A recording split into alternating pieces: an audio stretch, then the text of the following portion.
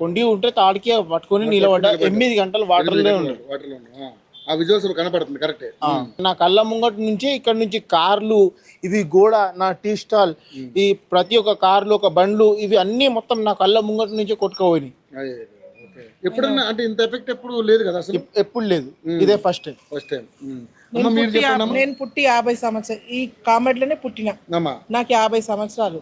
ఇంతవరకు నేను ఇంత వరద, ఇంత నీళ్లు ఇట్లా రావడం ఫస్ట్ టైం సార్ ఇది చూడండి. కానీ నా కొడుకు నాకు బతికిండు. సామాన్ అంతా పోయింది సార్.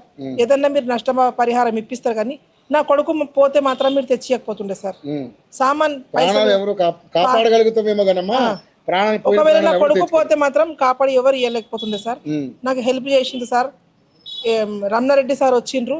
7 గంటలకు రమణారెడ్డి సార్ వచ్చి జేసీపీ తీసుకొచ్చి నా కొడుకుని ప్రాణాలతోటి కాపాడి నాకు ఇచ్చిండ్రు సార్. ఆయన గొప్ప మనిషి సార్. ఆయన దేవుడు, ఆయన దేవత. నా కొడుకుని కాపాడిండు. ఇక్కడ ఉన్న జిఎస్ కాలనీ వాళ్ళకి అందరికి ఆయన్నే కాపాడింది సార్. ఎవరు రాలేరు, ఎవరు వచ్చిండ్రా ఎవరు రాలేరో తెలియదు సార్. నేను మాత్రం నా కొడుకు నీళ్ళలో చూసి నేను మొత్తం బెడ్ మీద పడకపోయినా సార్. దవాఖానలో రమాదేవి దవాఖానలో అడ్మిట్ ఉన్నా సార్. మా పిల్లగాడిని చూసినప్పటి నుంచి అక్కడ గ్లూకోజ్ ఎక్కినాయి. నేను దవాఖానలో చూస్తా పోయినా సార్. దేవుడు వచ్చి ఆయన కాపాడిండు నా కొడుకు. ఆయన దేవుడు, ఆయన దేవత.